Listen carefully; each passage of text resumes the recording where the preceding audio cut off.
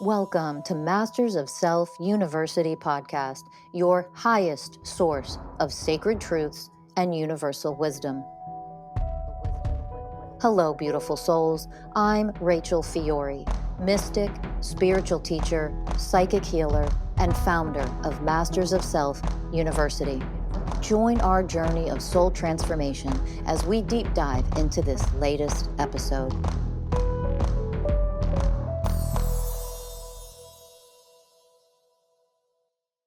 Hello, everyone. Welcome to another episode of the Masters of Self University podcast. I'm your host, Ellie Lee. And I'm your host, Danny Morley. And today, Danny and I are diving into a topic that I don't think that we've fully jumped into. And it has shown up on my doorstep, and it is the program of entitlement. It's funny because I think that I was in the misunderstanding that I don't run this program. And so the fact that it has shown up in my face and slammed me and slapped me around this week has been alarming and very humbling to see this particular program. And I'd actually love for you to start, Danny, because this is a program that you've really been tackling over the past few years. And so I'd love for you to just start with that because I know it's something that you're really familiar with. Yeah. So before we get into exactly what I've been working through, let's start by just having a general understanding of what do we mean by entitlement? What is this program? And how is it created? And Rachel has done podcasts on this. We have actually done a couple of podcasts on this, at least one. But now we're a little bit more further along the path. Maybe in this one we can go a little deeper and be a little clearer. So entitlement, it's the energy that I want this, I deserve this. And I believe Rachel is actually going to be releasing a podcast probably on Monday about entitlement and sacrifice and how these energies play out. And she'll be able to take you deeper into kind of the energetic origins and how that program really gets developed. But we can talk through it, just from the lens of what I've experienced and what you've experienced. So this energy of entitlement, the main area I've seen it get created in my life is from having a permissive parent. A permissive parent is a parent that doesn't set clear boundaries. And when they do, if they're broken, there's no repercussion, there's no consequence. And that was both of my parents growing up. So what that creates is if I was told, hey, don't do this, or no, you're not. There was this one example. I really, really, really wanted this toy gun when I was young. And it was really cool. I'll never forget the gun. It was a really cool, like, toy gun, and it fired these little, like, pellets. And my mom said no. And I begged and begged and begged. And I remember my uncle was there and he got really annoyed because my mum eventually gave in. And what that taught me was all I have to do is just kick up a fuss and keep begging, and I get what I want. And when you take that energy of I get what I want, I deserve this thing, and then you start relating it to something that you maybe, want, just like a toy, and you understand that you bring yourself, your shadow, all of that, all the programs that you run into everything that you do, it can be an extremely, extremely detrimental and toxic program to run in your life. Nothing quite feels icky and gross and off-putting and disgusting than meeting somebody with an entitlement program. It's pretty brutal to just feel somebody who just expects to have something from you, or just expects to have things.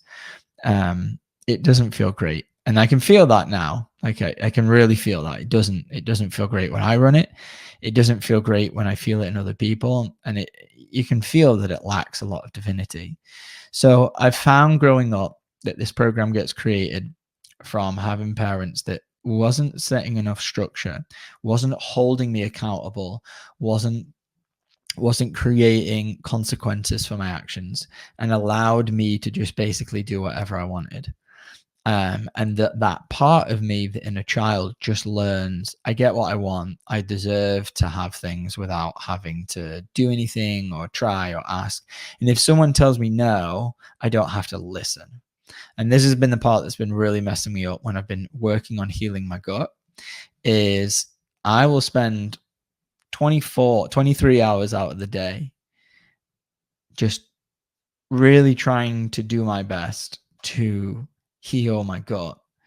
And just in the 1 second, if that part of me comes alive and takes over, it doesn't listen, and it thinks that it deserves what it wants, and it gets what it wants, and it doesn't take no for an answer, and it doesn't listen.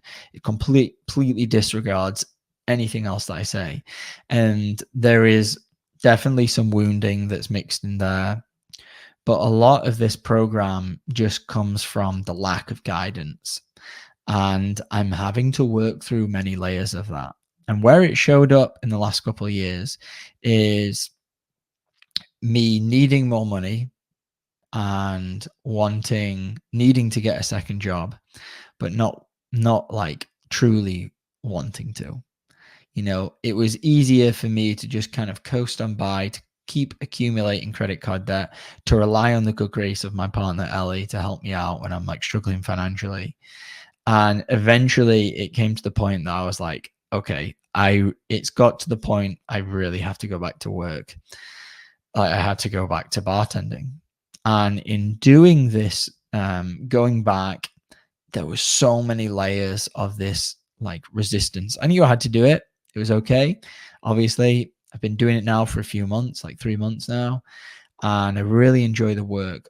But what I noticed with going back to this job, obviously there was other wounds, there was other things showing up here.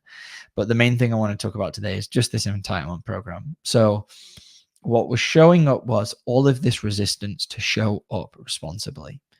And it would show up like, oh, I need to do this. And the inner child would be like, oh, create excuses, justifications. Don't want to do that. I want to do this. I want to just be a coach full time. This is how it was showing up. But the reality is I needed to put food on the table, pay my bills, pay my rent in expensive California. And so it meant going back to work.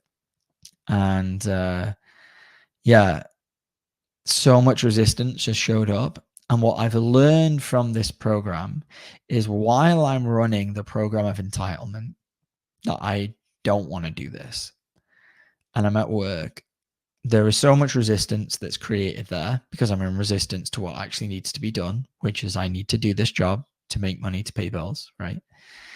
And because of all of the resistance and the entitlement, it completely severs any gratitude or appreciation. And you can feel this if ever you've spent time with anyone who runs a lot of entitlement programs. They just expect to have things, and when they take, there is no honoring and gratitude and humility. It's just this energy that just expects to take from someone else, or something else, whatever we're talking about here. And when I'm running this program, work is so unenjoyable. I don't enjoy it because I'm in this energy of, I don't want to do this. I shouldn't have to do this. Money should just be given to me. Like, blah, blah, blah, blah. That's the energy that comes alive. And so obviously I'm going into it by taking action and actually, okay, this is what you have to do. I have to do this right now. And obviously the inner child in me that runs this program is kicking up a huge fuss. And then there was a huge breakthrough that happened like last month, where it was like that part of me had to learn, like, you have to just do this. And with this program in particular, it wasn't like I had to drop in and heal a bunch of this like pain.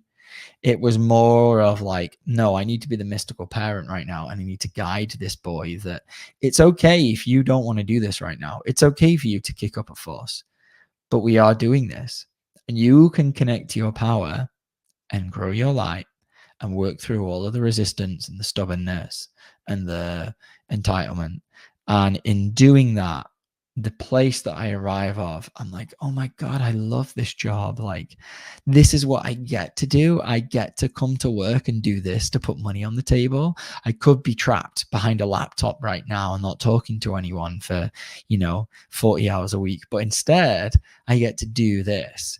And obviously, when I'm in that energy, it's beautiful. I'm grateful for what it is that I'm doing, even if it might not be, my highest soul mission here. It's beautiful right now, and I'm grateful for it. So that's what I've learned with entitlement is when we run those programs, it just severs all of the gratitude and the grace.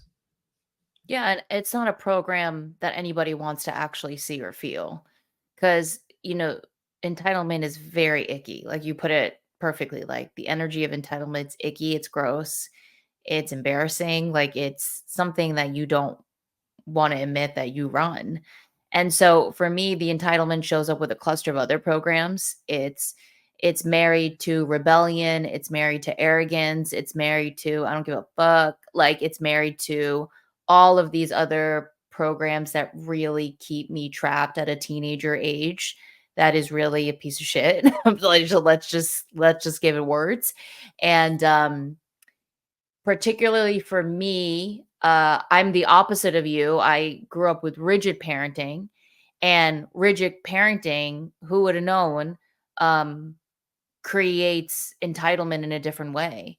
And so for me, by the time I got to my teenage years, like my parents really started like really hounding me down in terms of being strict with me when I started obviously turning into a teenager, and they would never, let me do anything. It was always a no. It was always, you can't go out, you can't go to this party, you can't do that, you have to be home at 9. It was all of this stuff.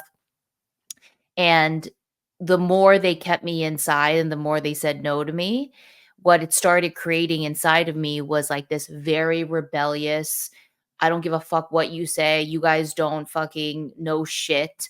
And I hate the both of you. And I don't respect either of you. And it started creating this like very, yeah, arrogant, entitled rebellious teenager that's like, I'm above the law. Like, I don't need to listen to anything that you say. Right. And so obviously that aspect of me has not been healed. And it has shown up recently in my life where I've gotten in trouble because I wasn't listening to the rules at this particular place that I've been spending my time at. And it's been really interesting because I didn't catch the entitled kid that walked into this place and was like, "Yeah, rules, I'm not following them because they're dumb and I don't need to listen to them." And it's gotten me in a lot of trouble where I've now had to look at this aspect of my inner child that's been showing up that I haven't been wanting to see. And so, we were all in a forum. And for those of you guys who don't know, a bunch of us coaches, we get into a forum every week, like many times, and we all help each other out. It's a community, it's all these things. And our mentor, Rachel Fiori, came into one, and we were just basically talking about shame and all of these things. And I raised my hand and I was talking about my situation. And I was like, yeah, like I'm so sad about it because I'm in trouble. And like, these people are after me and they're targeting me and da da da da. And she beautifully guided me to see how I didn't want to look at that aspect of me that was showing up. That was this like, just smart ass, above the law, entitled to whatever kid that was showing up. So I was looking at the part of me that felt targeted and sad and like, I'm the victim and all of these things, when actually I was using that to avoid looking at the older age that was showing up that was a piece of work. And so that was a slice of humble pie that I had to eat. And then for the next few days, I've just spent time opening up and allowing myself to feel what I don't want to feel, which is that there's an aspect of my inner child that is literally rebellious and obnoxious and is so shitty. And she has shown up obviously in my adult life many times. I just don't want to look at it because when she's running her own programs and she's activated, everybody else is wrong but me. Everybody else is the problem but me. And when you're running those programs, you'll never see yourself because you're running all of these programs that make you think that you're not at fault or you're not a piece of shit and all these things.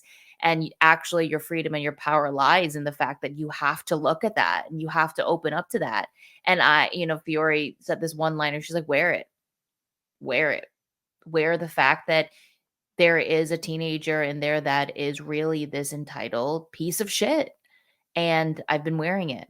And it's been very humbling to see all the places that I've shown up like that, all the places I've acted like that, and all the people that have seen me like that. There's also layers of shame in there as well. And so I've just been owning it, and I've been taking accountability, and I've been taking responsibility, and I've been allowing myself to say things like, yeah, I really did make a ton of mistakes because I was really acting like I was above the law and I was above the rules, and that's not okay. There was such a lack of honoring that I was running, and there was such a lack of humility. And so it's been it's been rad to be able to go into that and open up to that and be like, yeah, it's here. And this is a part of my shadow self. And I really want to heal it. And so I've been really spending time with this teenager. And, I was moving through all of these layers of like, fuck my parents. Like, I'm so angry. I'm sure you feel this too about having permissive parents of like, fuck you guys, like for creating and birthing this like entitled, obnoxious, rebellious, like, inner child that I have running around because you guys wouldn't let me do shit and you never gave me a reason to understand why I couldn't do these things and all of this stuff, which is a layer you have to move through, right? And then as I'm moving through that, it's like, yeah, Ellie, there's that. And there's also, it's time for you to grow up. Like nobody's responsible over you anymore. It's you that has to grow up.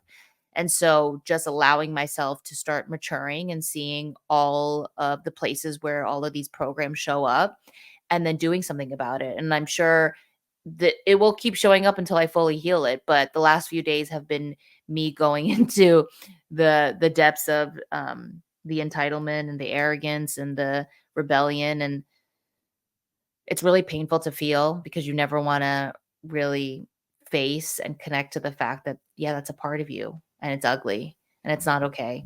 And here's the humility. Yeah, the healing that I had, it was sometime in August, and I think I've spoke about it on this podcast before, but this little entitled kid showed up, and I could really, really feel him. He was sat on a tractor, and the analogy or the vision that I was getting was I was like trying to make a sandcastle, and every time that I would start to get headway, he would just melt everything down. And the difficulty that I've had with healing this program is it feels more powerful than me. It's like it doesn't matter how much time I spend like building the sandcastle, this part of me will just mow it down.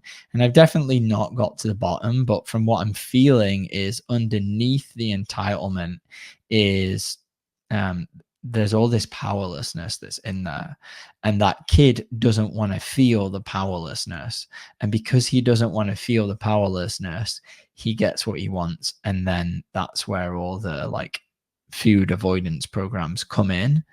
So if I can just heal, like guide the inner child to not self-destruct, to not just do what it wants, to check in and listen. And that's been the hardest part for me, has been the like creating that relationship with that version of me, to actually listen, to be present for that aspect of me, but not just to sit and like, this kid doesn't need just me sitting and listening to him. He needs like the good, like, I'm not saying like a physical hit, but he needs like firm structure.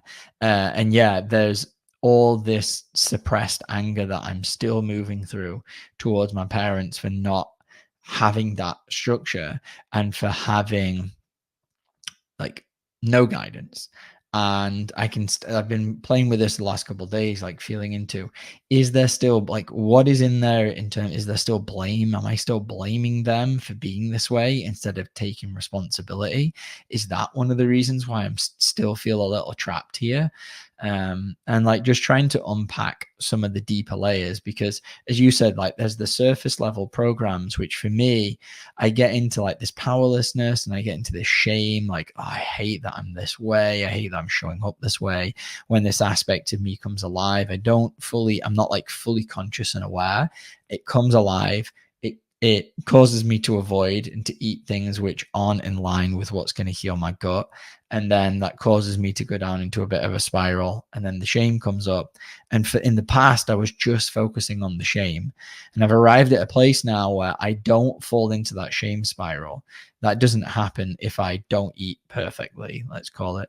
I don't fall into that spiral. But I've still not fully arrived at a place where I can fully find the root, and it might just be the powerlessness that's in there.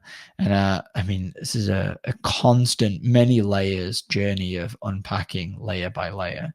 But one thing I wanted to ask you, you said obviously having rigid parents growing up, right? That creates a lot of normally like suppressed anger and Yeah, super pent up. this like rebellious teen. Do Mhm. you feel like the entitled kid is the teenager, or do you feel like the entitlement goes like much younger and potentially from a different aspect of your parenting? I feel it the most with the teenage self because that was the first time where I really started like rebelling and Mhm. not giving a fuck about their rules and like really being resistant to it. Up until that point, it was a lot of just me acquiescing to them. And so it may have started younger. I don't feel a connection to that, but I'm sure it took years to um mold and form and be created because of how I was parented. Like there's so much in there that makes me like I can feel it right now. I just want to explode. Like that teenager just wants to fucking explode because of how she's being treated, about how she's being raised and all these things. Um but yeah, I think probably the entitlement started really coming out as a teenager, but probably it was being built over the years. Yeah, Yeah. because I mean, I know this is something we spoke about, I'm sure, on this podcast of like you having permissive, like a permissive parent as well. So I wonder if the entitlement began there and then Mm, came out through this rebellious phase. Because this is something I've noticed as well. Sometimes we may have programs which are in us that we don't realize yeah. because they haven't like been activated yet. They have, yeah, go ahead. Yeah, no, now that you're saying that, it's like, yeah, I learned from my father how to be manipulative. So, like, my dad was always the easier parent for me, and so I knew how to if he was mad, I knew what to do to make him laugh and then make him break, and I realize now, like, that's when I started creating a manipulation program, and probably because he could even though he was very rigid, he could be permissive when I could, kind of manipulate him, that it created entitlement in me, for sure. Yeah, because when somebody, and I know this is the case for you, when somebody does everything for you, Yeah. and this was the case with my mom growing up, Mhm. when somebody does everything for you, you learn as a child, oh, I don't have to do anything. Like, I Yeah. just expect somebody else to take care of it. You expect that parent. I'll never forget there's one memory which popped up through this journey. And I can't remember how old I was, but I definitely wasn't like a baby. Mhm. I remember being in my bathroom and I'd gone to the toilet. I'd done a number two and I like got my mom to like wipe my ass for me. It was like really, really bad. I look back now, I'm like, oh my God, that's so bad. But being a permissive parent, she just wanted to do everything for me and Oh make my my life god. wonderful and easy. And I Yeah. wasn't like super young, but I definitely was too old to be asking my mother to do that for me. Yeah. And so when we have a parent that just does everything for us, we Yeah. just learn that, oh, with this person or in this scenario, I just expect things to happen. I expect you to pay for things. And this, I know this is something that you and I have gone lots and back and forth about in our relationship with like expecting others to pay for, and we're going out for dinner. I haven't got a job, expecting Ellie to pay for it, vice versa. And this is a dynamic that, we've, had to work a lot through and see the programs, and we've both been running them. And because they both exist within us, we don't for a while we were kind of like allowing them to be there. Mhm. As I wasn't working at the bar, like me and Ellie had a conversation. She was like, I would expect you to kind of like, cover my costs and stuff for like living expenses. If I didn't have a job, if I didn't have money. Right. Yeah. Right. If the roles were reversed. And looking back now, like we can see that while that might come from a very beautiful place, that expectation, like there's entitlement in there. There's Yeah. like, well, I expect you to do it for me. Would it be nice if you did that for your partner? Yeah, beautiful. Absolutely. Your partner hasn't got a job, great. Or your partner needs more, it doesn't matter what we're talking about, whether we're talking about money, whatever. But do you expect it from them? That's the big question. Are you in that energy of just, oh, I expect you to do this for me? Well, why? Mhm. Why are you expecting that? And that's the little kid that needs, learning to do things independently. And this is another aspect. There's like this like coddling energy, this neediness that Yeah. for me was Ugh. was related, like interrelated programs of like being needy and I want to be a baby and I just want, for my cases, I just want my mom to take care of everything. And it's like I just want my mom to wipe my that ass. that is exactly it. And I look back now, I'm like, oh, that's It's terrible. yeah. Like Bad, what yeah. he needed in that moment was, no, Danny, wipe Wipe your your own own ass. ass. Just like in the movie Big Daddy, Get I the don't know if you tissue, do fold it. it in half. Yeah. You're old enough now to do it on your own. Yeah. And when we Ugh. coddle and we do things and this goes, same thing with our dogs, we have to actually teach them responsibility. Obviously it's Yeah. the first way of oneness. And when I don't learn how to be independent and responsible for myself, it just keeps me trapped. And as I mentioned earlier, the more that I run this program, it severs me from appreciation and gratitude. And I've experienced life running entitlement. I've experienced life resisting growing up. And I've experienced life where I'm not, and I'm in surrender and I'm in flow and I'm taking responsibility. And that allows me to be grateful and appreciative. And let me tell you, the latter is so much more enjoyable. Yeah. So much more enjoyable. Like that's how I would like to live life. Yeah. And, as you're talking, I was like, oh my God, my dad was so permissive in so many ways too, because my dad was always like, I'll just do it. I'll do Right. anything. I'll do everything. You need money, I'll give you money. You need this, I'll get your car's not okay, I'll do it. It was always, and what it did was he thinks that's love, but what it does is just disabled the fuck out of me. It made me stay trapped as this young, helpless child. Well, daddy will do it. Daddy Exactly. will send it. Daddy will, and it was like I couldn't grow up. How can I grow up when you have a parent that's literally telling you whatever you need, I'm always here. And I know obviously to him he thinks it's love. That's just where he's at, right? And so it showed up for me with my dog so much of like, well, I'll let my dog do anything because that's love. And then I had to learn the hard way. No, it's not. That's not love at all. You're not allowing her to mature, to be independent, to know what she can and she cannot do. There's no guidance there. There's no leadership. There's no push like you can fly, you can do it. My Yeah. dad was my wing, he was my wings, and so um it's disgusting. It really like leaves a bad taste in my mouth of like, holy shit, like I'm a child and like I'm 37. Like I'm not a child, but I'm showing up like this little girl was like Yeah. waiting for dad to come and save the day and give her everything that she needs. And it's like, ugh, it makes me sick. It makes me sick. So the fact that I get to see it though and do something about it, I am in such deep gratitude for that. Truly. Yeah. Because that's what sets us free, right? Yeah. Yeah, is being able to look at this. But this program, as well, I've seen there's a strong link here with superiority. So Mhm. when we're in this like entitled energy, like I expect this, I deserve this, I found it to be strongly linked to the program of superiority. And this is especially so in the UK.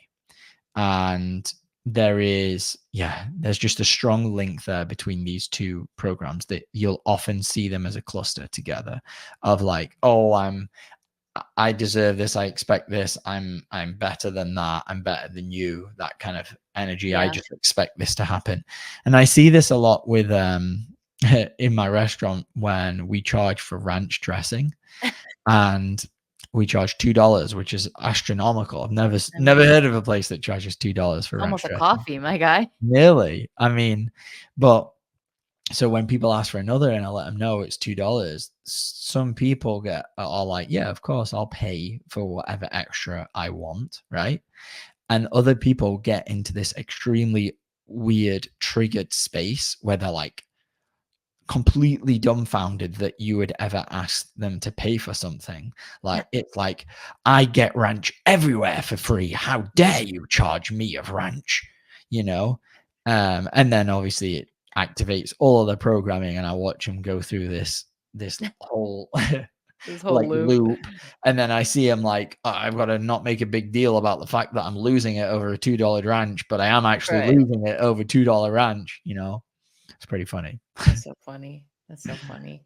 Um, yeah, it's really it's a gnarly program.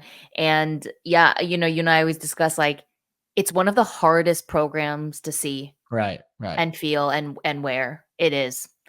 Cause that means you gotta look at yourself like you're a piece of shit. And you are. That's what entitled people are. They're pieces of shit. Mhm. And yeah, rocking that and being like, "Yeah, I am, and I'm gonna heal it." I mean, it's that's it takes And it's hard as well because, as you and I both explained, the programs don't want to look at themselves, yeah, obviously. They want to live, right?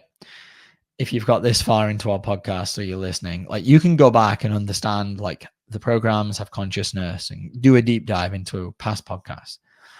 But they don't want to look at themselves. And so what we tend to do is, well, I'm going in, I'm healing the upper layers, or you don't realize that, but you're going in and you think that you're healing the programs when actually it's the entitlement that's creating this whole reality that you're experiencing, and you just don't realize it. And because you're not going down to the root, you just get stuck in these patterns, creating the same thing over and over again. So if that's you, if there's something that you're stuck in, feel into, am I being a little entitled fuck right now? Like, what is the deeper program that's showing up here? Is there entitlement energy here? Is there the energy of just like, I deserve this, I expect this, I want this? And it's hard to feel because we don't want to see ourselves as showing up that way because we know how ugly it is. We yeah, don't want to look at that aspect of us. But if we do, that's what's going to set us free. So it's always good to check in, am I in this energy? Because it will. yeah. And I'll finish the episode with this last story of like there was this guy that I knew that he grew up with his mom giving him everything, just like your mom, like giving him spoiling him to death, right? And I was friends with him, and there was an incident between us where one of my friends came up to me and confided to me that he basically made a move on her and she kept saying no and he kept insisting, right? And kept trying to say yes when she was saying no, kind of thing. And now that I'm doing the work, I realize he runs such deep entitlement because of his permissive parenting where he thinks his shit don't stink. He gets anything he wants, which means he's entitled to any woman he wants, right? So when a woman is saying no, he's going, "Yeah, I'm not accepting that. I'm going to get what I want because I'm entitled to you," because he's such an entitled fuck. And think about how many men run that program. And of course women too, but I'm talking about men in specifically because there's so much entitlement when it comes to men raping women and not having consensual sex and all of these things. And so this program has to collectively heal. Like even when you were talking about like in the UK, like in Korean culture, if you're older, you're entitled. Like that's just because I'm older than you, which means I'm wiser than you, so I'm entitled to da da da. Like it's in every culture and in American culture as well. It is a collective program that has to be healed because it is so low in its level of consciousness and it's disgusting. and we really need to evolve out of it because yeah, it's just a nasty one. Yeah, and very different to obviously like honoring people that Yeah. are older than you or honoring people. But Mhm. I know Rachel will go deeper into this teaching, and I believe it will be the next episode that gets released. So if you've enjoyed this episode and I don't want to, start talking about things that she's taught me when you can hear it from, Yeah. is it the horse's The mouth? horse's mouth, yeah. That's the same. Yeah. You can hear it from the horse's mouth. So please enjoy that episode. Keep an eye out for it. It's called something along the lines of sacrifice and entitlement, two Entitlement, yeah. sides of the same. So sorry, Yeah, two sides of the same coin, two yeah. sides of the same coin. So I hope you enjoyed this podcast. If you did, please like and share it, and it just helps us boost the algorithm. Leave us a comment if you can, and we'll see you in the next episode. Thank you very much. Bye.